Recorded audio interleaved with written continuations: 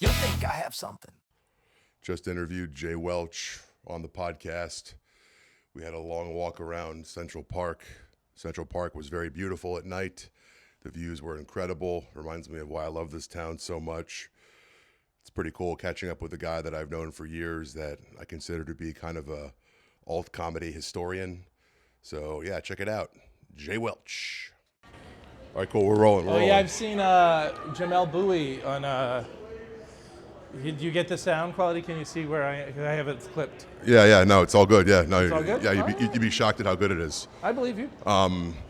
Jeff Cerulli was adamant about the buoys, these little things, and it does make a big difference. But the premise of the bit is that it's like a tour of it's so commercial now that like what's commercial? Like New York City, and that like to my grandchildren in 50 years, it's what's the punchline was what's a tour going to be like? Oh my God, this Citibank was a Chase Bank. Huh? That's fun. This Qdoba or this Chipotle was a Chipotle. Yeah. You can keep going. This Jersey Mike's was a. So I'm thinking we could do some Central Park. I like that's a solid bit. Thank you. Yeah, it hasn't gotten a response yet, but you're really here to. By the way, we're here with Jay Welch. Oh, we're going. Okay. Yeah, we're going. Okay. Guy that I've known for fair enough. many years, but we'll talk about that. Hopefully, we'll get into it. Doing a nice little walk and talk on a brisk fall evening. Yeah. That's brisk, baby. Oh yeah. We're now going down the escalator. That's right. In the shops at Columbus Circle. That's right. Dan Goodman shit on. The fanciest mall that I know. That's right. You had a great joke about what was your Whole Foods joke about the head of lettuce that was always also a Duke. Oh, I forgot that one. I like that. Just that, and I said this to Saint Germain when I interviewed him a few weeks ago. It's like it's weird the things I carry with me. Like I could not have done that joke, and I'd like I like that one, but I had forgotten that. Whole Foods is a good place to get head of lettuce that was also a Duke.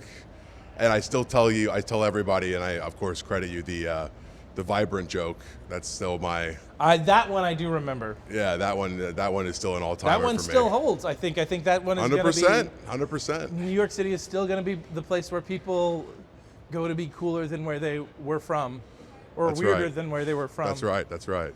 That'll sustain for a long time. And your best line, which I know I always tell you every time I see you, that I don't think you ever did on stage, but you said about Hoboken, you said if Murray Hill had a mayor, which is to this day, I'll never let that one go either. It's just. We could use the revolving. Okay, we're gonna use. Okay, no, we don't. Oh, have to. okay, we're not. All right. It's all right.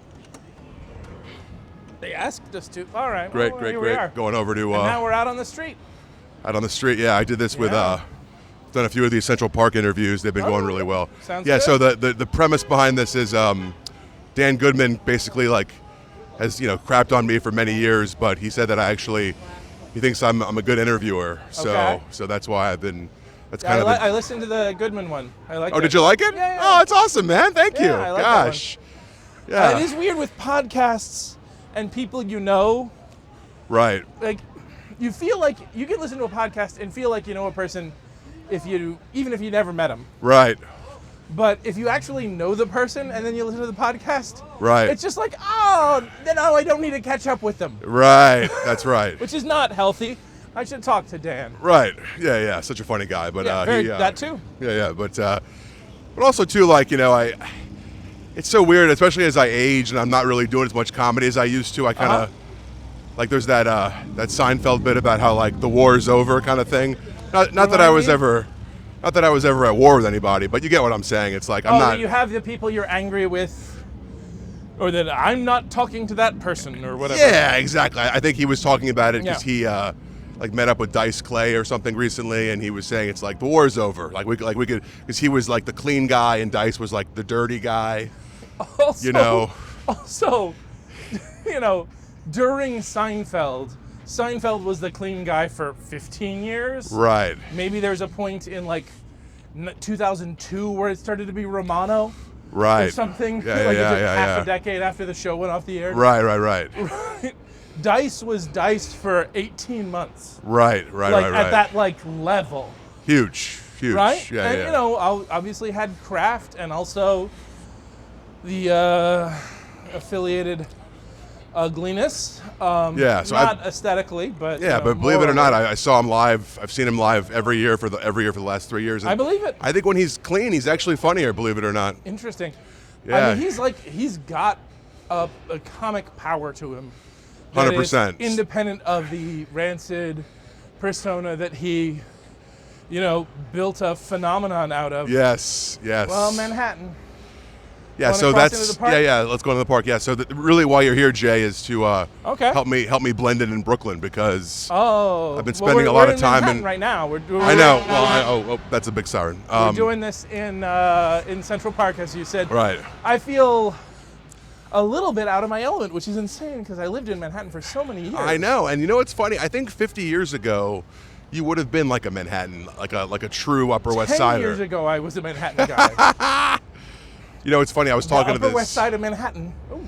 Yeah. The Upper West Side of Manhattan is now also the things that was that is also 12 neighborhoods in Brooklyn. Right. Okay. Because I was talking to this guy that this like finance bro recently, and he, I mean, we're not gonna get into politics, but Yeah, okay. he was talking about, We can either way. yeah, we can either way. But he basically, long story short, he was talking about like the rise of Bloomberg. Okay. And how in his mind, about a while ago. yeah, no, this was a while ago, but he felt that. Like before, like basically pre-Bloomberg, you could meet a guy that was on the Upper East and was a tailor. You know what I mean? And like could support a family. And those days are kind of over with now. And I think so that's what I'm. Not that you're a tailor, but I get. I was thinking about that walking here. I was coming from 57th and 7th was the stop I got out at. Right. And the walk I went on 58th. Between 7th and 8th, we met at the Columbus Circle. Right. And you go past a firehouse. Right. That's on just the north side of 58th Street. Right. And it's next to like the kind of building where the cheapest apartment in it is the one you buy so your maid has a place to live. Right. Yes. That's wild. So. And it's just, how is there a firehouse here? Oh, I guess you have to have. Rich people still want there to be firefighters around them. That's right. So. Yeah, I feel like I don't know. No, there's this truth in that. I don't know. I think about gentrification. I'm more pro gentrification, I think, than most. Okay. Egghead types or whatever are. Okay. But there's this play I like. It's about this guy from who's like an academic in Britain. Okay. And it's like this memory play, and there's like 4 different professors who have monologues at different points in time about how charming Oxford was when they moved there. And they all moved there like 15 years apart from each other. Right. And they're like, now it's an overgrown piece of whatever. Right. It was so great then. And it's like, well, it was just charming because you were 22. Right. It was charming because you were 19. Right. And you got to unpack that from the other. 100%. Yeah. Yeah, I think the thing with Brooklyn for me is I just feel like, especially more so in Williamsburg, not so much in your neighborhood. But I think there's an important distinction, and we're not going to get into my particular neighborhood, but yeah, of course. I will say that I feel like L Train Brooklyn is a distinct thing from the other 100%, train lines in Brooklyn. 100%. It's like the difference between whether you listen to music, whether you're like, I'm into music criticism or I'm into book criticism. L Train is music criticism journalism. Music criticism, and the other train lines are like books. I like that. God, you're a deep guy. Why are you, you always struck me as an academic. Is that something that you ever thought about being? A little bit. My favorite professor in college was a guy named Alan Matisow. He taught history. I thought he was very, very good. Learned a lot from him. Okay. And he distinctly discouraged pursuing academia. Why? He said it was difficult economically. Okay. And that law, which was the other thing I was contemplating, was more promising as an area to go in. I do not know how much that was a nice way of saying he did not respect my chops as a potential future historian. Oh, that's funny. Versus just genuinely the square truth as he saw it about the economic prospects of the academy. Right. I don't know. What year did you land here? I came to New York in '99. Wow. I know, right? Wow. Did you think you'd be here 26 years? I hoped. Really? Yeah. Like, was this a place that you idealized as like a youth? Like, well, you idealize like the idea of it more than the thing of it. Right. I guess the thing you're sold. One of the things that you hear, right, a lot, is that New York City is the greatest city on earth. Right. And when I moved here, I was like, I moved to the greatest city on earth. Right. And at a certain point in living here, I still like it. I'm still not looking to go. Right. Still like it an awful lot. Still not looking to go. But it feels like New York City is the greatest city on earth is something that landlords say to get you to put up with the rest of the shit. Oh. Okay, we could have been killed there by a car. Thank God we were not. All good. Right. That would have been groundbreaking for the podcast. No, it would have been unfortunate at best. Not to quote Dice, but Dice says something. I think Dice is a pretty smart guy outside of comedy, and he has a line where he says, if it's not New York or LA, it's Iowa. I mean, yeah. I don't and fully also, believe that, but I kind of do, you know? I get some of that. Yeah. But also, we have work from home now to a certain degree, right? 100%. That did change a lot of things. That changes an awful lot of things. A lot of things. You can live in a place. The thing that New York has, or LA has, is it has the FaceTime. FaceTime. That the other places don't. With people that are... Yes. So if you're in like the start of a thing, you're trying to make your name or your fortune or whatever. That's right. You get to move there or be there at the same time as all the other 22-year-olds. That's right. And 26-year-olds. And you get to find the one that you want to raise kids with, if that's what you want to do. Right. Either primarily or also either one. And, once you sort of have that part sorted and you have your these are the people I came up with.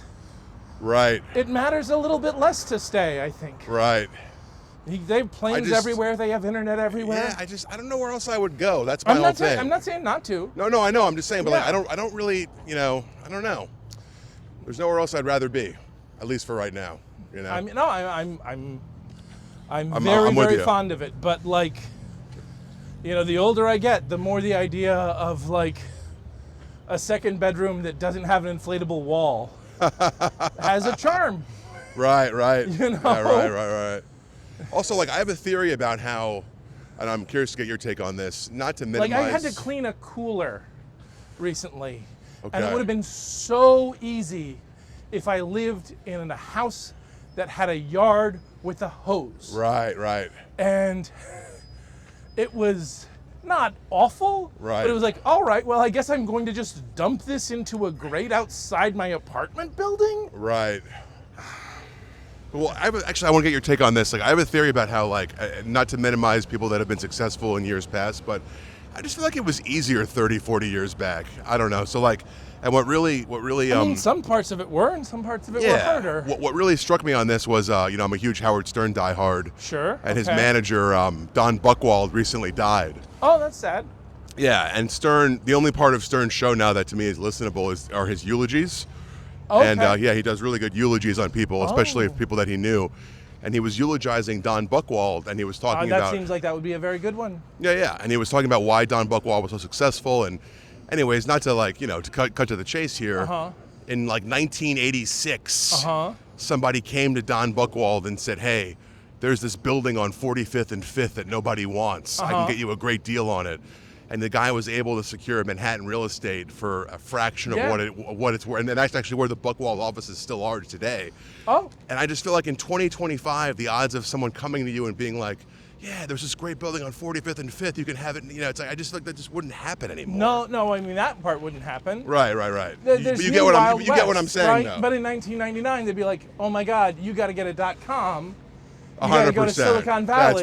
That's right. That's where Justin Timberlake tells Jesse Eisenberg to go in whichever movie you want to watch. Right. You can go straight here. I'm not trying to go to Tavern on the Green. No, it's all good. We can go straight. This is great. Okay, cool. I've always wanted to walk in the park at night. This is actually pretty cool. You just walked around it? I've never walked in it. No. Okay. Yeah. I don't know why. Yeah, it's nice. It's nice, yeah. There's street lights everywhere. You know, Yeah. you see the tawdry stuff, you can just keep walking. Yeah. Or, turn left as you're inclined. Let me pull out my notes on you. Sure.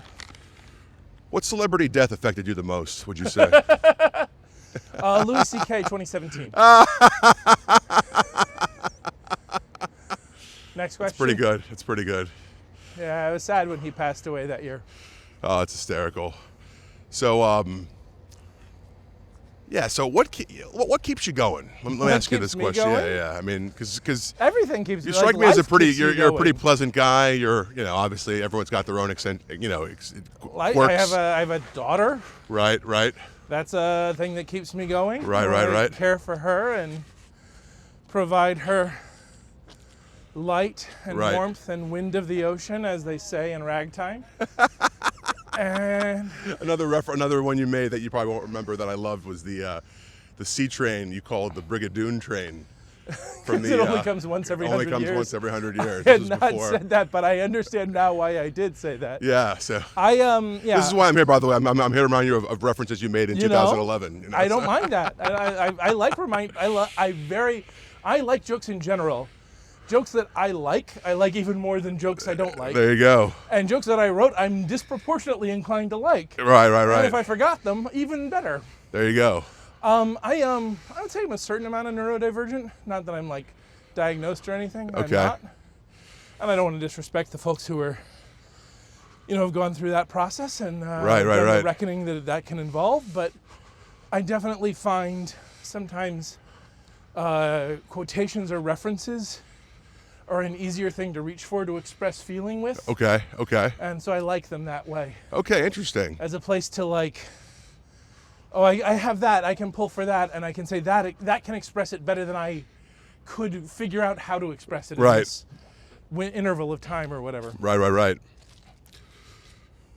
I just have a lot of weird memories with you. I'm not weird, but like Yeah, sure. I carry around things in my For those brain. who don't know, and I imagine Dan's going to have covered this in the intro, Yeah, but yeah. we used to host a show together. Right, the hostel show. You know what I was thinking about that recently? That we hosted this show at an international hostel Yeah, in Chelsea. Yeah, in for Chelsea, a long Chelsea time. International Yeah. Hostel for quite a few years. Yeah. And mostly good time. Yeah, it was mostly a good time. I think so. If you're gonna host a show at a hostel, if there's no bad times, there's no you're doing it wrong a little bit. There's got to be some stories. At the very least, you want someone to whip a donut at you. Right. Right. And I could tell some stories about that, whatever. But the name of the show was Kofi Annan and the Laugh Squad. And the Laugh Squad. That's right. And I was thinking about that recently. That I could not tell you the name of the current Secretary General. There you go. That's a weird thing. That used to be a famous person. That's And right. it feels like it's not a famous person anymore. Yeah. And I don't know why that is. I don't. Huh. I don't have more to it than that. I just thought that was interesting. No, that is interesting. Who's the best comic that you think is no longer around? Because they're dead or because they're not Just in working? general, just not around anymore. Oh, man. Leaving aside the question I already answered. Yeah, right. No, Yeah, that's no. funny. I don't know. It's got to be, dead probably makes sense. I wish I had a better answer off the top of my head for this one. Mine was Ray Combs. Ray Combs. Combs He's Senior? still Or junior. Ray Oh Jr.? yeah, that's right. Yeah, no, he's Well, still so alive. Ray Combs Jr., for those of you who don't know, Yeah. is the son of Ray Combs. Talk about Sr. who he is. Yeah. Sure. Ray Combs Sr. was a comic who was the host of Family Feud for a period of time in the 80s, 90s. Right. I think I was aware of him just as the host of Family Feud before I knew that game show hosts often come from being comedians first. Right. Just living in small town wherever. And he had a son, Ray Combs Jr., who lived in New York City for a while. He's a very, very funny man. So funny. Who also could choose to be interested in things other than making an audience laugh. Right. And he was very interested sometimes in making audiences more uncomfortable than he was in making them laugh. And which also, by the way, this is, just basic comedy tradecraft, but the way you make an audience laugh is by making them uncomfortable and then not anymore is one of the most reliable pathways. Yeah, right. And I feel like he So- was the master of that. He was very good at that. So good at But that. he also, I think, he was more interested in creating the tension than in harvesting the release of it.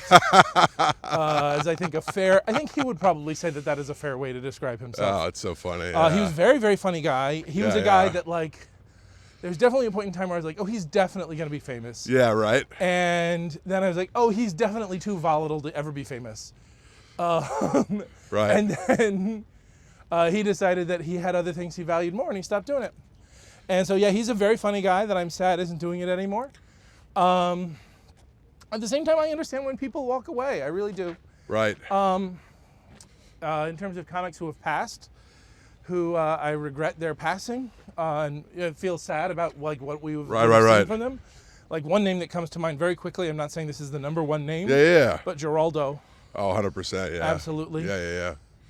You know what freaks me out? I just read on Wikipedia because Patrice O'Neill was one of my heroes. Yeah, sure. He died at 41. Isn't that nuts? I'm 39. I know you're a little bit older than me, but still, I mean. Patrice was 41. He was also not a thin man. No, but still, that creeps me. I think even Geraldo had a great bit about being older than Jesus was when he died. Yeah, I forgot the bit, but it was funny. When I was 33, I had a joke that year. There was I'm the same age Jesus was when he overdosed. Oh, that's funny. Which is a little, it's the kind of funny where a comic says, "Oh, that's funny." That's good. Yeah, that's right. Geraldo is a name that I would be interested in seeing. There's some names where like I kind of don't want to know what they would do, and This is a pretty crazy part of the park we're in right now, huh? No, it's just all Central Park, man. We're great. walking. This is it's why a I little love quieter. this town. Yeah. Where we are, we're a little off of the sidewalk now. You can still like see where we are from the buildings. By the way, I don't. Around like West 50, West 65th Street or something. This is probably gonna be my hottest take of the night that I hope you would back me on. Please, it's Central Park over Prospect Park. I mean, that's not a hot take. That's it's not a competition. They're both good, and like what is it about Central Park that makes it better than Prospect Park? I guess is my question. I don't know. I just I was Woody Allen was one of my heroes, and I just feel like I'm in a Woody Allen film here. Oh, sure, the glamour, the mystique, yeah. I mean, all right. So what I'm saying is, how many of his films, being terrible and all the other stuff, did it take for you to lose the glamour? Do you still have it? I try to separate. We're recording this about a week or so, a few days after Diane Keaton passed away. Right. And which is very sad, super talented, totally, super funny, amazing actress. Yeah. And I was thinking about her, and I learned how I was looking up how old she was when she passed away, and how old Woody Allen currently is, just in the same sort of wandering through Wikipedia thing. Right. Wow. I'm now nostalgic right now for a day when the actresses in Woody Allen's films were only 12 years younger than him. Oh, that's good. Can you imagine a simpler time when they were like only half a generation younger than him? Rather than almost Scarlett Johansson. Oh, that's so funny. By the way, actually, it's a good question for you. Can you separate the artist from their personal life? Yes, it's very easy. You put the artist in jail. Okay. You hold on to, you keep their stuff in a library. Right. And you put the artist in jail. Right, I like that. Not in that. general, but like if they committed crimes. Right, 100%. And not in the way that like the current administration means by crimes. Right. If actually they did whatever terrible thing to whatever person. Yeah. I just feel I find it very easy to separate the art from the artists. I wish society had the same ease that I do, because until society does, I feel uncomfortable enjoying their art. Interesting. And, I find that frustrating. Yeah, I'm not going to watch another Woody. Woody Allen is in very real part, like the part of the mythologizing of New York for me. And I'm also like, I'm not watching another one of his movies until he passes away. And then I'm going to think about it. Okay. If I think about it. I don't even know. Okay, interesting. I saw enough of them enough times. Right. It had a huge amount of glamour for me when I was first moving to New York and thinking about moving to New York, living in a small town and being like very into culture. Okay. And very aware of like, there are movies that only play New York and Los Angeles. Right. Yes. And also having the received wisdom that like New York was the sophisticated place and Los Angeles was the shallow place. Right. And also, by the way, not being very good at driving. So that's emotionally convenient. Right. That like, oh, the place that is my glamour dream home. Also, I don't have to worry about causing accidents whenever a light turns yellow unexpectedly. So funny. Well, actually, just to tie Woody Allen into you a little bit. I mean, not really, but you know. Can we have a different segue on that one, Professor? But yeah, sure. The movie that my all-time favorite. I mean, I have so many favorites, but Broadway Danny Rose was my all-time favorite. You know, it's a very good movie. And the scene where where they do like Thanksgiving, and it's him and all of like the jugglers and the balloon you know. And I remember I went to, and this is true regardless, but I went to you were kind enough to invite me to a party at your house a couple years ago. And when I showed up there, any comedian you've known for 10 plus years, any birthday party you go to, it's literally right out of Broadway Danny Rose. It's like, hey man, this guy was a UCB guy, you know, in 09. Hey man, this guy is a puppeteer. You know what I mean? A little bit. A little bit, right? Like, I mean, that's overstating it. The Broadway Danny Rose, like that cast of folks was a little more pathetic than I want to talk to. No, of course. As like, you know, just there's a nostalgia, is what I'm I saying. Would say there's a I would say nostalgia. people who accept invitations to the parties I throw at my apartments tend not to be keen hounds of credits. They may not think, oh, who's gonna be there? Is it funny. the guy who has no power who was dismissive of me in 2011? Oh, that's hysterical. Okay, okay. Yeah, so maybe I'll go to some place that can help my life. You know, I try not to be as much of a jerk as I was. And no, you were never a jerk. Actually, you're very kind. No, actually, I was going to say this. Regardless of anything, if I could say anything positive, I mean, you're just a ferociously smart guy. You are the most fair guy that I've ever met, and I actually modeled a lot of myself after you in the sense of like, if I hated someone personally as a comedian, but if they were funny, I would give it up to them. You know, I find that honestly very flattering. No, it's true. It's the truth. I'm genuinely touched by that, Dan. So right now, I mean, not to give too much we were talking about Dice earlier this conversation. Right. Loathsome. Right. The persona is loathsome. Right. But the craft is the craft. The craft is the craft. And yeah, the charisma and the force of the personality, like, well, to say that he's not funny is to not understand the world as it is in certain ways. 100%. Well, actually, just to piggyback on that. Sure. And this actually ties back into when we first met. When we first met, if you remember, was the height of the whole Leno Conan debacle. Yeah, sure. Then we and started hosting the Hostel show in like February 2010. Yeah, so right around that. Around that. And very it was, high moment of that. And for people listening, it was a very heightened time because people were literally like picketing. And for the newcomers listening to this, there used to be late night comedy. I want to talk to you about that too, but yeah. So, and I remember, but my point is like being from like Miami and stuff. Like it's a very commercial town, and not that. Obviously, I like Conan personally more than Leno, right? But I also know that like Leno exists. Yeah. And there are people that like him. Yeah. If that makes sense. Whereas, and I felt like it's a fact about the world. It's a fact about the world, and I feel like in the alt pop world, culture has its counterculture in it. Yes. Like they're both part of it, but like the pop is going to be bigger than the counter. That's the fact. Yes, 100%. But I just felt sometimes cult classic, not bestseller, as the street said. Yeah. You know, in the alt world that I feel like I met you in, I feel like people couldn't fathom that there was a Leno audience. Yeah, if that makes sense. And the people who like live in that world who can't fathom that the Leno audience is bigger. That too. That's understandable. Yeah. And also at the same time, it's like that path can lead to bitterness when you see the Lenos of the world succeeding.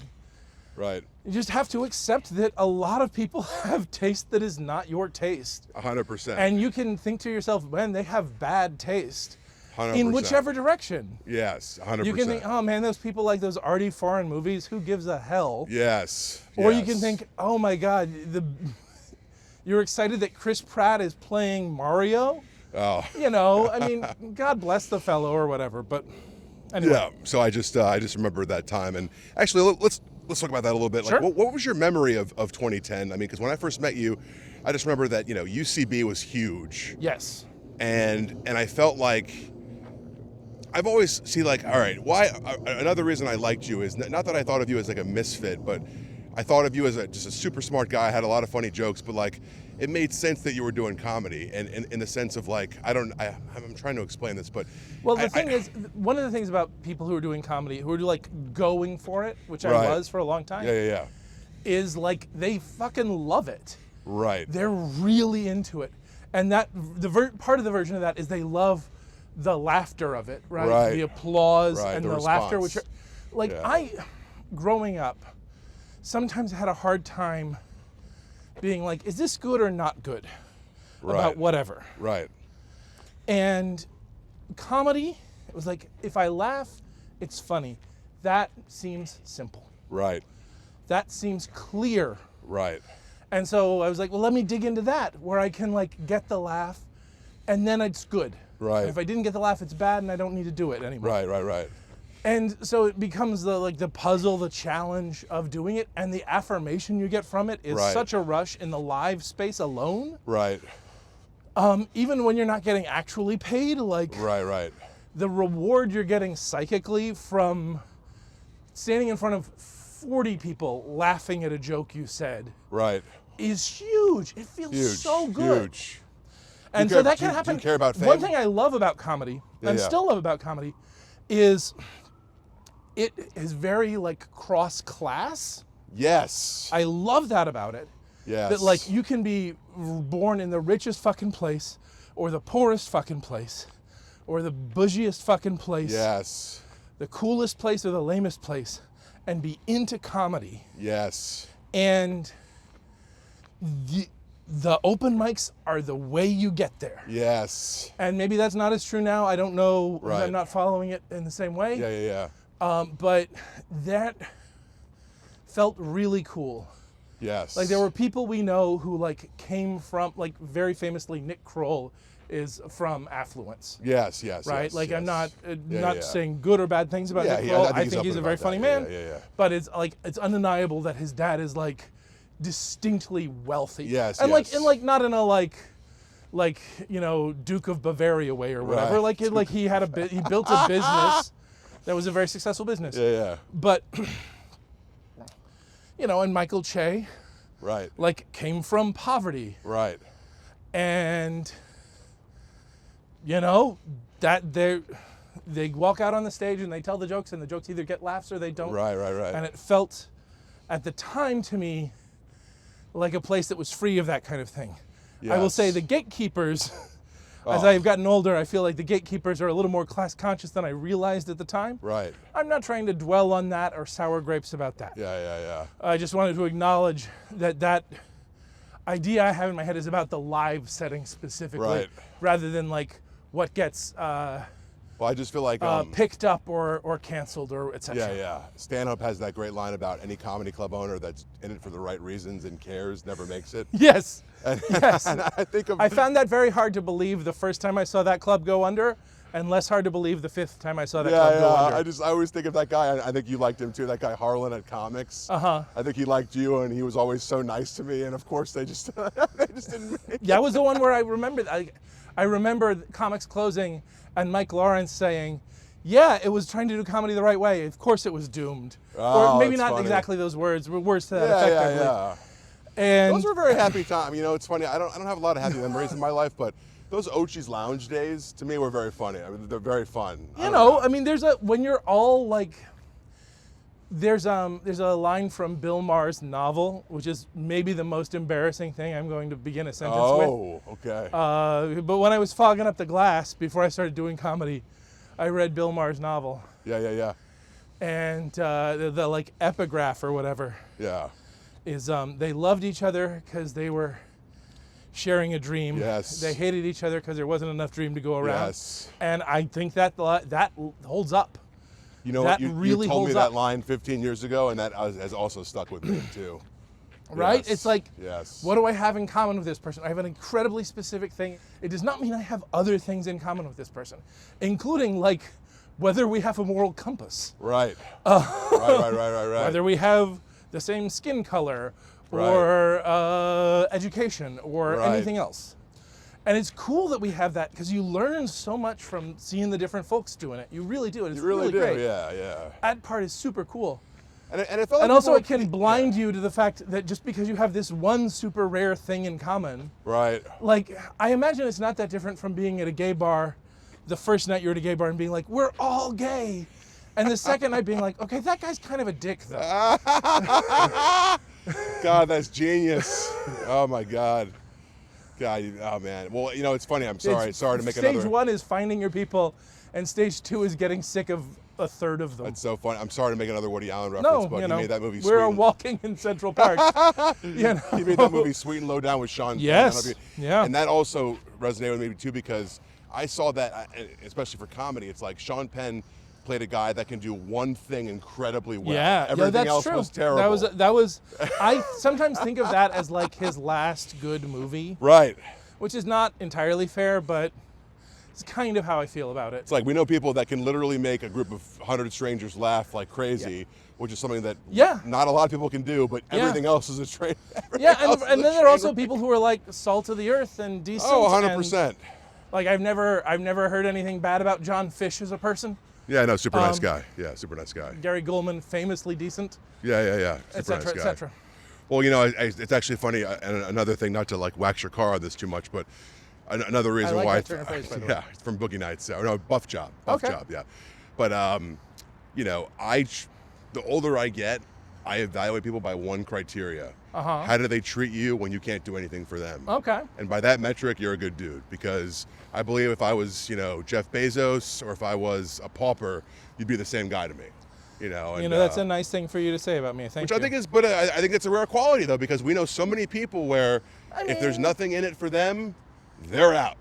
Some unconsciously maybe, I don't know. I have that to a certain degree in some places too. Really? I've never struck you. Never struck me. I don't know. I don't know. I'm not trying to be holier than thou or in whichever direction. Like they're definitely. You hear the cliches about like, oh, I'm at the party and I'm looking over the shoulder to find the better conversation or whatever. Right. A little bit right now is like I let a lot of that stuff go. Right. And but I had some of that. Right. And there's like, if you think someone is pretty, I think their jokes are probably going to be funnier. Right. I mean, I think that's part of the world too. Oh, interesting. Well, actually, this is the reason I asked you. And at the same time, you also want to try to keep honest about it. Yeah, actually, this is the reason I asked you here. Yeah. Do you think you have to? This feels like it's gonna be either about comedy or ominous. Do you think you have to be unhappy to be funny? No. You don't think that? No. Interesting. Talk about that. So some people are unhappy, and that's a thing that they sift through to be funny. But some people are just like silly in different ways. My daughter is in preschool. Right. She says things that make me laugh frequently. Right.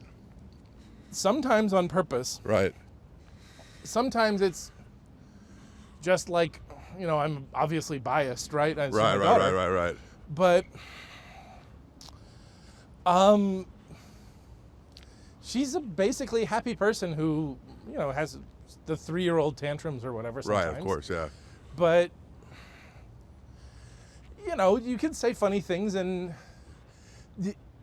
if you're happy, then you're probably less likely to be driven. Oh, okay. I like that. And if you're driven, that may make you more likely to build a career in whatever way. Okay.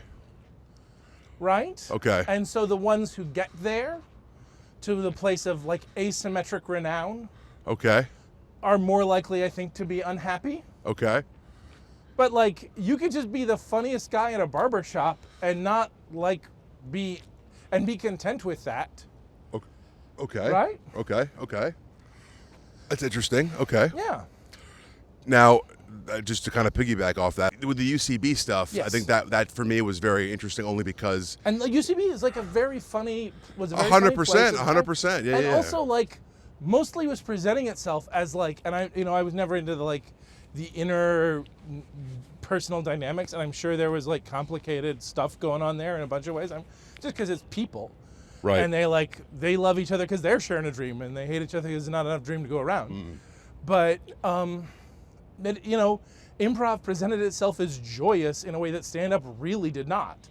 I think it's fair to say. Right.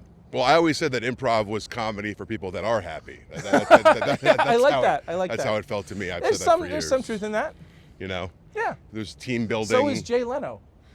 100%. Maybe. 100%. Maybe. Yeah. And that's overstating it. Yeah, and not to get too comedy heavy on this, but I think one of the weird things about being in 2025 is, and again, the nice thing about we're just gonna focus on one of the weird things about being in 2025. Yeah, one of the weird things, but it's good because you're a little bit older than me, but we have the same we're of the same comedy age, so to speak. Same comedy generation. Right, roughly. exactly. Yeah. So and I feel like as I age and these new kids don't really have the perspective of what it was like before. Yeah, sure. And I feel like. Everyone talks about the Kimmel thing and all that stuff. Obviously, all that's... Oh, like the 2025 Kimmel thing? Yeah, or just like... Okay. Or the Colbert thing and stuff. And I just feel like that medium kind of died, unfortunately. I don't know who's watching it. I was being glib when I said that. Yeah. First of all, the people watch it the next day. People watch it the next day, but I just feel like, you think people aren't watching YouTube at work? Oh, 100% they are. But what I'm saying is I feel like back in our day, so to speak, getting a Conan credit, not that it would make your career, but like that meant something. Yeah, and it was the economics of it are very different. Yes. Oh, for sure. Yes. For sure. And I don't know. Oh yeah, for sure. Like I don't know, and even the comedians now, I feel like the word credit was a big word when we started. Like, a little bit it's the economics, a little bit the culture. Credit was a very big word. Like people would say, I do not know how it is today, but credits were big. Yeah. Credits were big. Absolutely. And I don't know for someone starting out. There's like, I have something that I can pretend is a credit, kind of. Yeah, exactly. It's like, I've been on Fox, because I was on that one cruddy show for 12 seconds. The Red Eye show. Like that the was Red that Eye was everyone's or first credit. Or whatever. Yes. Or Comics Unleashed or one of those. That kind of thing. Absolutely. And I don't know I don't really know what opportunity, or how do you advance now? I don't know if that stuff maybe doesn't matter anymore or what. Yeah, people, they find their group. Amy Poehler had a great line that I read somewhere about how you make a living in comedy. This is sort of true and sort of not true. It is true for some people, I guess I should say. Is the way you make a living in comedy is first you make no money for 10 years, and then one of your friends hires you. Oh, wow, that's funny. Right? Isn't that a good line? That's such a great line. That's not exactly the same thing now, right? Because you can just if you work and are an influencer in whatever way, and build your audience in whatever way, right? Like Joe Rogan is relevant as a comedian because he is relevant as a broadcaster. That's right. Right? That's right. I'm not trying to be mean to Joe Rogan. Right. But as a comedian, he did not have the relevance to the broader discourse that he has now. Right. Like his special got attention because of his podcast. Right. Now, not to knock, and that's not. I'm not saying. Well, he hit the triple threat. The most people were talking about Joe Rogan before the podcast as a comedian was calling out Mencia publicly, face to face. That's right. Which was very interesting and important, and I view him as being on the right side of history about that. Right. In an admirable way. But that was not his joke. Right. That was him, having righteous anger. Right. Which is, a valuable thing, but it's different than having the jokes. Well, or it's different than getting attention for the jokes, is what I should say. Right. So this is a segment called "Please Validate Me," because again, you're always such a fair guy. Okay. So I'm going to give you a scenario of what happened, and I want you to validate me or don't. Okay. So had this mutual friend, and we were working on a project. Known the guy for 1,000,000 years, great guy. Uh-huh. He kind of bailed on me on the project and was getting kind of weird about it. And I was like texting him, like, what the heck, man? And then I found out 3 months later that his dad died. Oh, jeez. You should have just said something. Thank you so much. You just said you have one of the, so look, your parents dies is an awful thing. Awful. I've been there. I know you have too. Awful thing. My sympathies to you about that. Yeah. It is forever. It is 100%. As and everybody grieves in their own way. Yes, as Dan Shackey put it. Congratulations on joining the world's shittiest club. Oh God, right? So true. God, that's very, genius. very true. So I think genius. about that sometimes. Yeah. But one of the upsides of a thing that is mostly downsides, right, is you do have a certain amount of dispensation to be unpredictable. Is a kind word for it, and you don't even need a kind word for it. Right. If you'd be like, hey man, my dad died, I'm going through some stuff right now. anyone who is mad with you about that is being the jerk.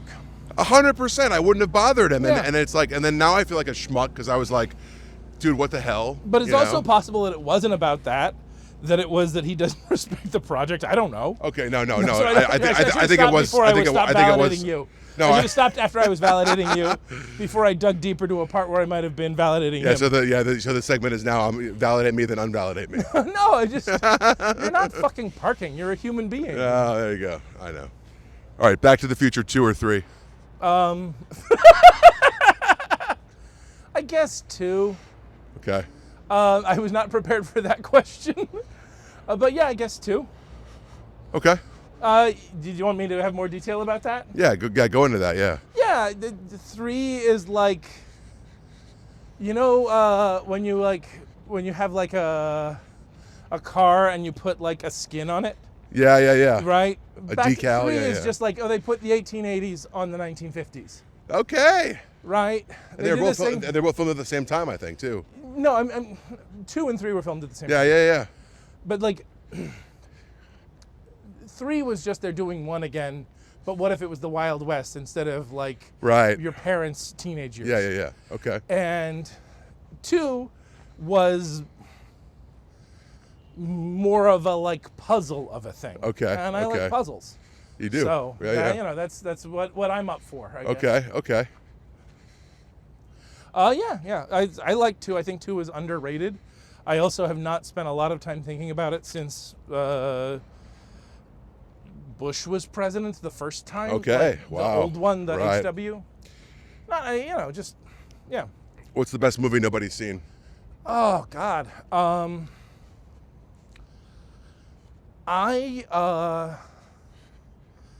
I'm on Letterboxd, Okay. and so like you have to put together. You're like, you don't have to, but if you're on Letterboxd, which is like the film nerds social media app or whatever, Yeah. you can list your top 4 is how they do it. Okay. And my top 4 are Wet Hot American Summer, which I Okay. assume anyone listening to this Right, podcast right. has seen. Right. David Wayne is such a good director. Yeah. And I've seen that movie more times than any other movie I watched as a grown-up, Okay. I think is the way I would put it. Okay. Pennies from Heaven, the Steve Martin, Okay. Bernadette Peters musical, I think is really good. I've not seen that. Okay. Good.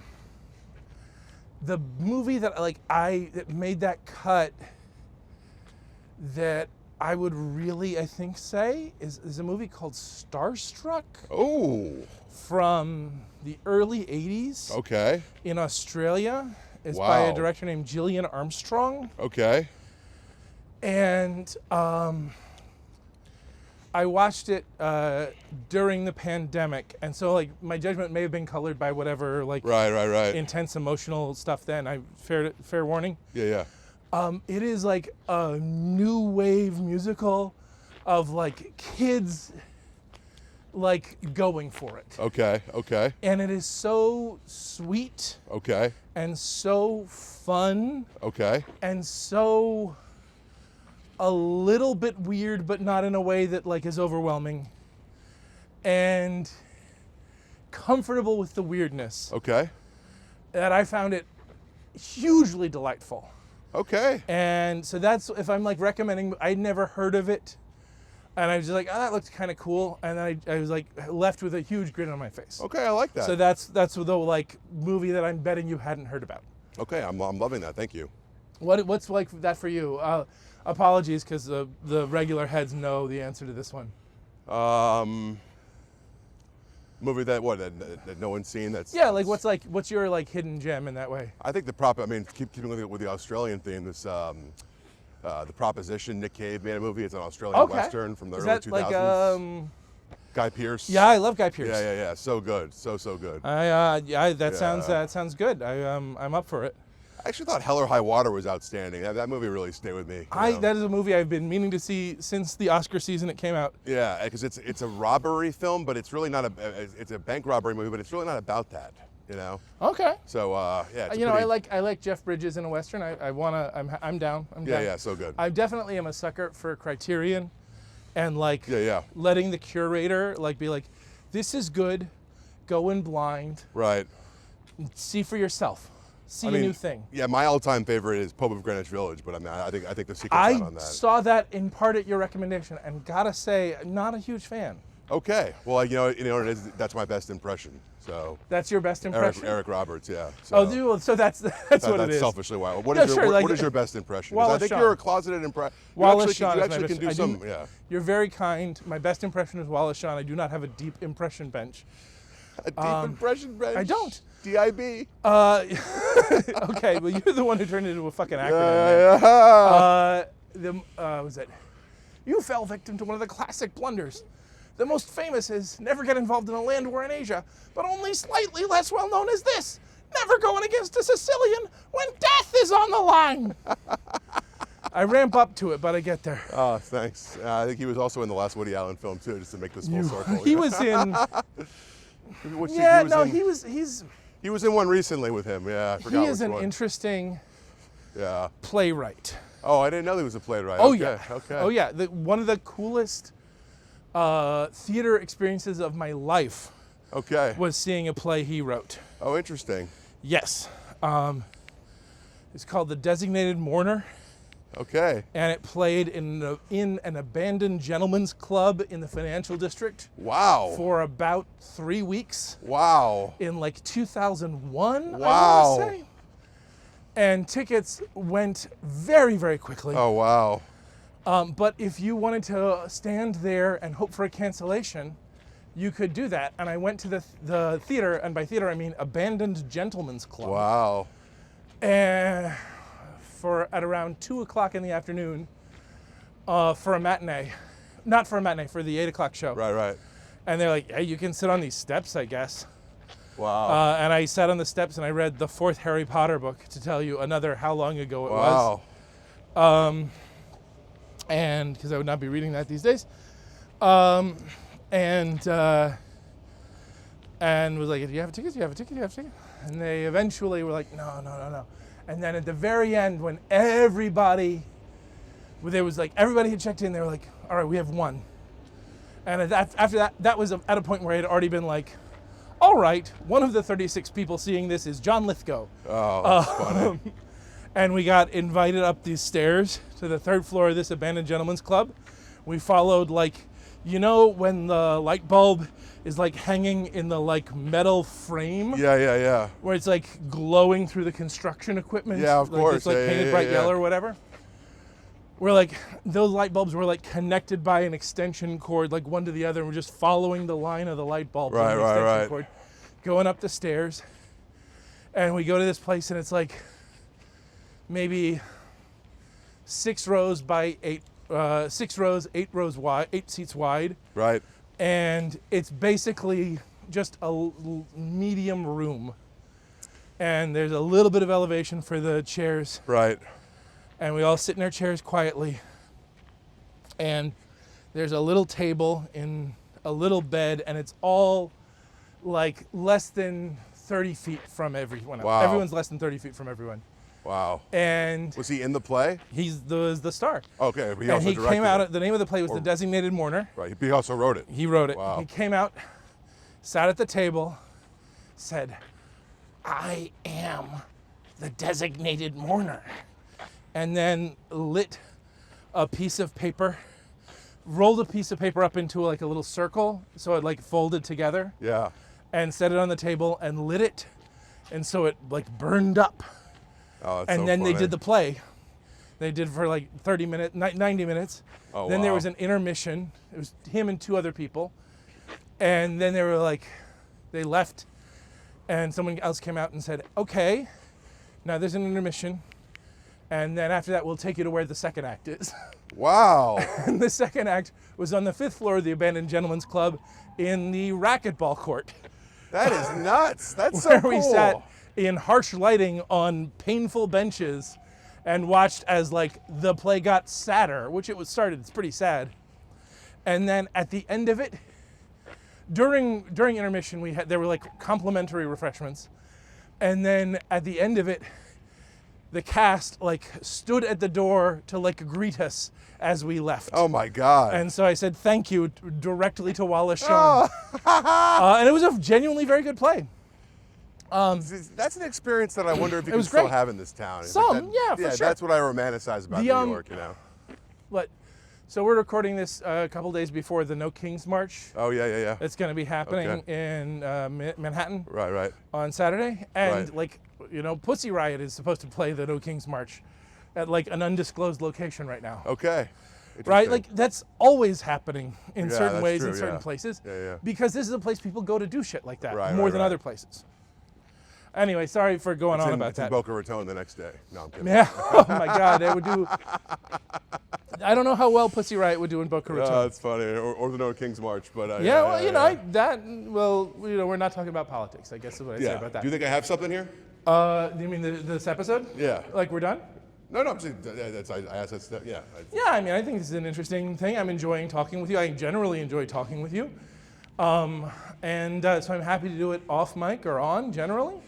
And I think it's a little specific, right? Like, I think people who have opinions about New York City comedy in 2010 and 2011 and 12 and 13 are going to find it more interesting than people who don't. Yes. And those same people are going to be like, yeah, but what did you think about Chris Laker? Oh, or it's so funny. whoever. Oh my God. And I think Chris Laker is very funny. Yeah, very funny guy. I'm just mentioning him. Yeah.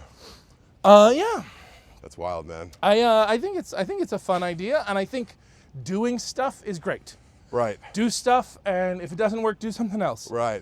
What's that Samuel something Beckett is better thing? than nothing. Something's Right? better than nothing. Was it ever try, ever fail, no matter, try again, fail better? Right. Yes. Right? So yeah, do stuff. It's better than not. I hate how much I reference Seinfeld because I think he's kind of smug, but another line that he said from that comedian documentary, which I haven't seen in a long time, but it stuck with me when Orny Adams is kind of. Oh yeah, he is in that Orny Adams documentary. Yeah, or basically Orny Adams is like kind of ranting I think about. that is an Orny Adams movie. Yeah. But Seinfeld is a significant part of that movie too. Yeah. So that he's the foil between Yeah, like, the up-and-coming of course. guy. Yeah. It's And very interesting, that choice. and especially when you live here for a long time, that movie is very different, I think, too. Oh, tell me about that. But I just because it's the old Gotham. I mean, that movie's like 25 years old at this point. Yeah, but it's a Gotham that's not that anymore, for sure. Yeah, just like little things like that. But anyways, the line that resonated with me was when Orny Adams is ranting to Seinfeld. It's like, and I'm not making any money. My friends are all successful. I'm just like broke. And Seinfeld just says something you'd rather be doing in his smug. Yeah. In his smug, and it's like That's not wrong. That's not wrong. And it's like I ask myself that question. I'm like, there's nothing I'd rather be doing than what I'm doing now. You know? Yeah, I mean, then that way, that's or- right. Yeah. Do the things you're excited about. Yeah. Is mostly how I feel. I don't extend that advice to Proud Boys, but they aren't listening. It's funny. Proud Boys tuned out at the second Wallace Shawn reference. Oh, it's hysterical. Yeah. Wallace Shawn is a guy who I think is comfortable with evil. Oh, interesting. In a way that I thought his plays were provocative. Right. About a person being comfortable with evil, and I think it might just be about him being comfortable with evil. Oh, that's funny. I don't even mean that to be funny. I don't want to end on such a down note, but Sorry to be. There's a lot that's good about the world, and this is bad now, but there have been bad patches before, and bad patches don't go forever, and there are things we can do in the meanwhile to change those things. Well, it's and one of those got mentioned earlier on this podcast. Yeah, I was listening to the radio or YouTube or whatever it is now, and that, by the way, is an underrated sentence. There you go. And I was listening to a guy that this band called The Smile, and I'm like, man, this guy sounds so much like Tom York, and it was Tom York. Oh, cool. And that song. Also, the fact that Tom York could have a whole new project you never even heard about. Yeah. How much is that because you're older? How much is that because the world is weird? Right. And how much is that because you're a dad? 100%. It's hard to separate tease that stuff out. And I feel like there's a line in the song "Free in the Knowledge" where he goes, "This is just a bad moment." I hope. Yeah, that's what I choose to believe. Places have had bad moments, and then those bad moments have passed. Right. And it takes work. It takes doing. And it's easier the more people who do that work can do that doing. Yeah. Solidarity. There you go. Let's walk this way. Sure. All right. Well, any questions you have for me? I'm happy to, like, what are you excited about in the like long form version of comedy that we're in, as opposed to the 5 perfect minutes version?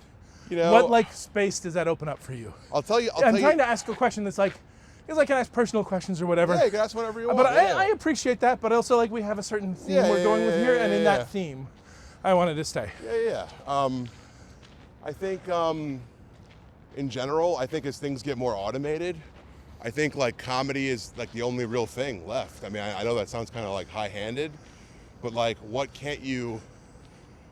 Like, all right, so I hate to make an analogy to my job, but I had this guy that I used to work with that was a very bright guy, and he used to ask this rhetorical question, because what I do a lot of is face-to-face, and he would always say, like, why doesn't someone just buy it online? And and the idea is, there's no answer to that question. It's a rhetorical question, like, what value are you providing so that somebody doesn't buy it online? I mean, and trust is one of the answers to that? Whatever there's a million answers to it. But my point is, like, as things are more automated and instant, and you can get all this shit like whenever you want, when it's like comedy and music and things that you can't just push a fucking button for, at least not yet anyway, I think are going to be even more valuable, because that's original content that can't be automated, you know? This way I think is a little bit better. If that makes sense. Okay.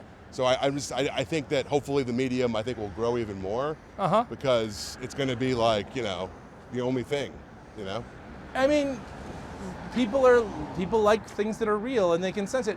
Exactly. It's real. Yeah. It's one reason why crowd work videos, as frustrating as it is for comics who love beautifully crafted jokes. Right. And it is super frustrating. Right. Like, Ariel Elias, who's a very funny writer. Right. And a very funny performer and a hard worker. And her career is substantially better because an asshole threw a beer at her head and she handled it really well. Right. And it's awful that that's how that works. Right. But it is also how it worked. Right. And I don't know how to separate those parts. Yeah. But it is like the weird. It's one of the reasons. Like my daughter, as I said, is in preschool. Right. And